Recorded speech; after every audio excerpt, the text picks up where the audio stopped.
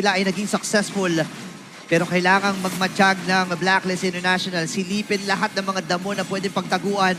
Pero irarush ata nila. Grabe, universe down na yung Lord dito. Pero nandiyan naman sa tabi si Demon Kite. Kaso sabi ng Blacklist, dito tayo kay Nuts. Si Nuts ang targetin natin. Buhusan natin siya na lahat ng mga maibubuhos natin. May mortality niya ay mapapop na rin bigla. Pero may final slash pa, Vengeance in. Pero hindi na niya may sustain pa. So, mababawasan ng XP laner ang RSG bago yung ating Lord. Naku, medyo matagal-tagal to. 45 top lane, seconds. top lane. Top lane. Ay, Top ay, lane. ay, teka. Tabi, MI. Eagles, boss! Eagles!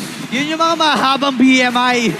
Oo. Wait lang. Kulang sila. Ito rin. Bigla ang laban na makikita natin. Kaso si Light medyo napupuruhan na doon ni Oheb. Kaya naman nakakuha na nila yung kill onto the rover of RSG. Pero yung knock-up ng Lord, medyo tutulungan pa yan tayo mga naghahabol ng members ng Blacklist. Pero napakaraming minions doon sa base. Kaso balik muna tayo rito kasi makakatakas pa rin si Kusei. Ilalaban nga ba ito nila Edward? Kasi sabi niya hindi kayo pwedeng umuwi. Wala kayong dedepensa kayo. At si Aqua pa nga ang magta-tower lock. Kaso mauubusan sila ng mga minions. Aabot ba? Aabot nga!